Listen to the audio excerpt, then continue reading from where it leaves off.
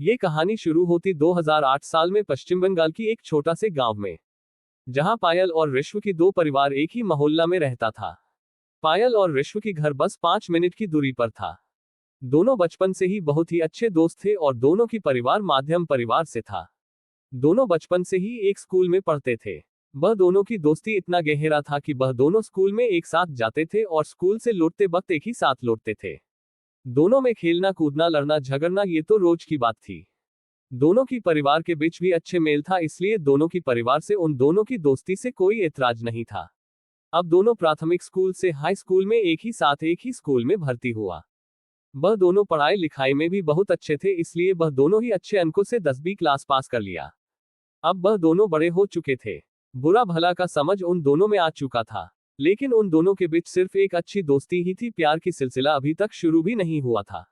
जब वो दोनों 10वीं पास करने के बाद 12वीं में भर्ती हुआ, तभी उन दोनों के साथ में उन्हीं का क्लास में एक ऋषिकेश नाम का एक लड़का भर्ती हुआ। ऋषिकेश थोड़ा आमिर परिवार का लड़का था।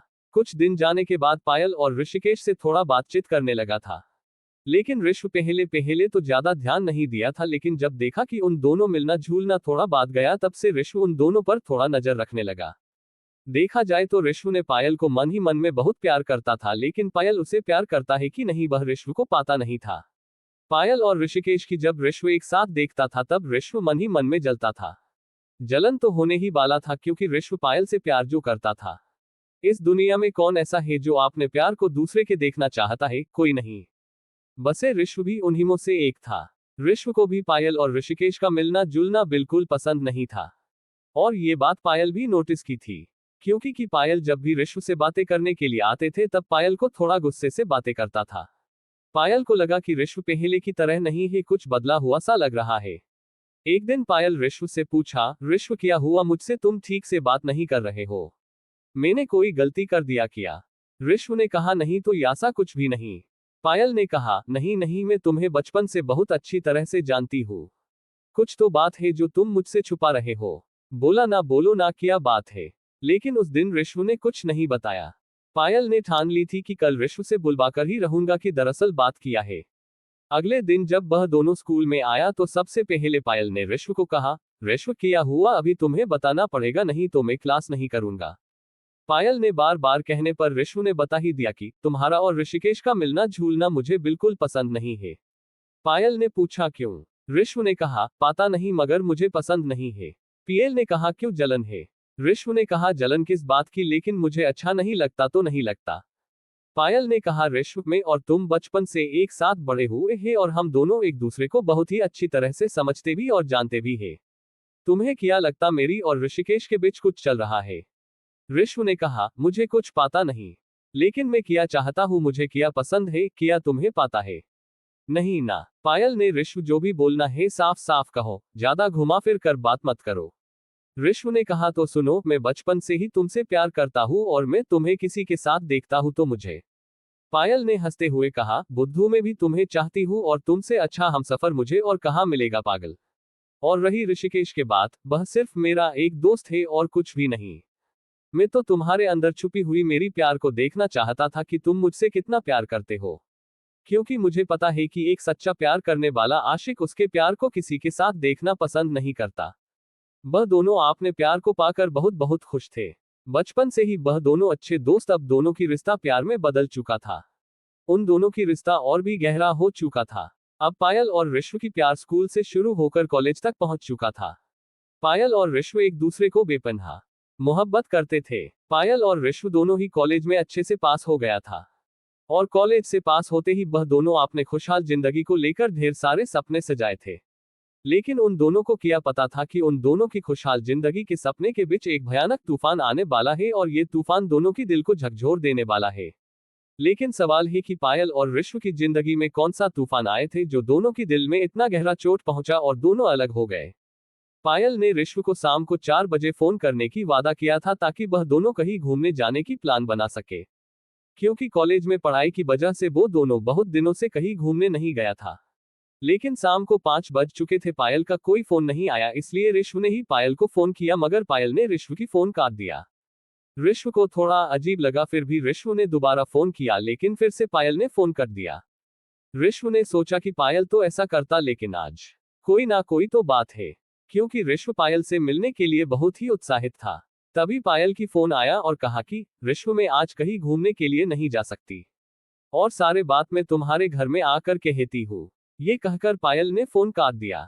लेकिन ऋष्व बहुत खुश था, क्योंकि ऋष्व को लगा कि आज पायल की आवाज में एक बेचैनी सी महसूस हो रहा है। मुझे सईद मुझसे मिलने के लिए बेचैनी रही होगी, ये सोचते सोचते मन ही बहुत खुश था और हल्का सा होठों पर मुस्कान था। शाम की अंधेरा होने आया था और तभी अचानक कोई ऋष्व की घर का दरवाजा खटखटाने लगा। तभी ऋष्व की मां ने ऋष्व से दरवाजा तक पहुंचने से पहले दरवाजा खोला और देखा कि पायल दरवाजा पर खड़ी है। ऋष्व की मां ने कहा, कैसा हो बेटा पायल?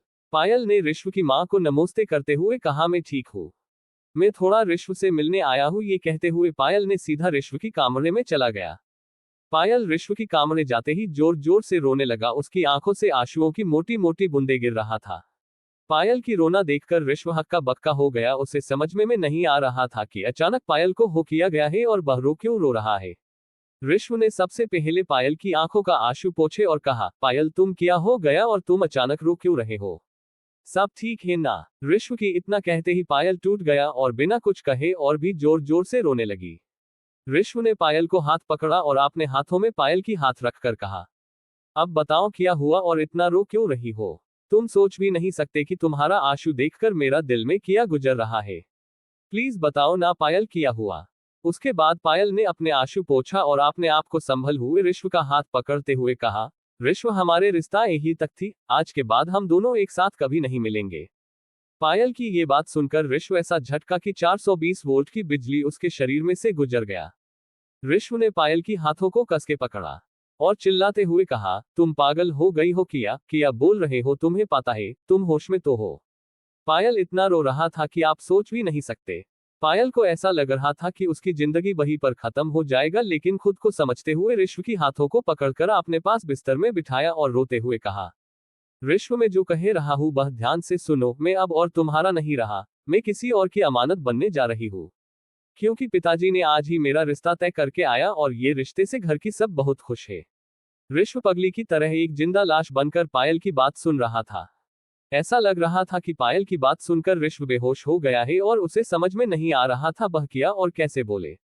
कुछ देर की बाद जब ऋष्व होश में आया तब पायल की हाथ पकड़कर और पायल की आंखों में देखकर कहा, पायल तुम मेरे साथ मजाक कर रहे हो ना? ये बात साफ थी कि ऋष्व का गले का कंपन ही ऋष्व को बता रहा था कि पायल झूठ नहीं बोल रहा है और अब सब कुछ खत्म हो चुका है। लेकिन पायल ने ऋष्व के सवालों की जवाब ना देते हुए अपने चेहरे घूंघट से ढकते हुए कहा, मेरी बात तुम्हें मजाक लग रहा है? अचानक ऋष्व को ऐसा लगा कि पूरा आसमान उसके सर पे टूट पड़ा है और उसके आंखों के सामने पूरे कमरे में अंधेरा छा गया है। ऋष्व ने अपने दोनों हाथों से अपने सर को पकड़कर जमीन की तरफ एक नजर से देखने लगा। उसकी आंखों में सब कुछ धुंधला सा नजर आ रहा था। उसे चारों तरफ सिर्फ अंधेरा ही अंधेरा नजर आ रहा था, क्योंकि उसकी आंखों से आंसुओं की नदियां बह रहा था। वह सोच भी नहीं पा रहा है कि जो उसकी बचपन का प्यार है वह आज से बहुत दूर उसे अकेला छोड़कर जा रहा है, और मैं कुछ ना कर सका। पायल रोते रोते बिस्तर से उठकर दरवाजे की तरफ बढ़ने लगी, लेकिन ऋष्व ने अभी भी जैसे बेहोशी की हालातों में बिस्तर में बैठा हुआ था। अचानक ऋष्व बिस्तर से उठा और पायल को आवाज लगाए और दर्द भरी आंसुओं के साथ होठों पे दर्द भरी मुस्कुराहट के साथ पायल की तरफ देखकर कहा, तुम अब यही कहने वाली थी ना कि मैं तुम्हारी शादी में किसी प्रकार की बाधा ना डालूं? पायल ने ऋष्व की बात सुनकर अपने सर को झुकाते हुए कहा, हाँ ऋष्व, मुझे तुमसे यही कहना था कि मुझे तुम पर पूरा भरोसा है कि तुम कुछ भी ऐसा काम नहीं करोगे जिससे मेरा शादी में कोई बाधा आए और मेरी पिताजी का इज्जत मिट्टी में मिल जाए। ऋष्व पायल की बात सुनकर हैरानी से पायल की तरफ देख रहा था और सोच रहा था कि यही था उसकी और हमारी बचपन का प्यार। उसे ये तक पता नहीं है कि मैं उससे कितना प्यार करता हूँ, और मैं ऐसा कुछ भी सोच भी नहीं सकता हूँ कि पायल और उसकी घरवालों को मेरी वजह से कोई नुकसान पहुंचे। क्या पायल ऋष्व को इतना जनता था? पायल दरवाजे की जाते वक्त पायल ने ऋष्व की मां को देख लिया था और उसे समझ में आ गया था कि ऋष्व की मां ने हमारे सारी बातें सुन लिया था। पायल ने अपने सर झुकाकर वहां से चला गया। मां ने ऋष्व की तरफ देखा और बेटे की दर्द देख ना पाकर ऋष्व की कमरे से अपने कमरे में चला गया।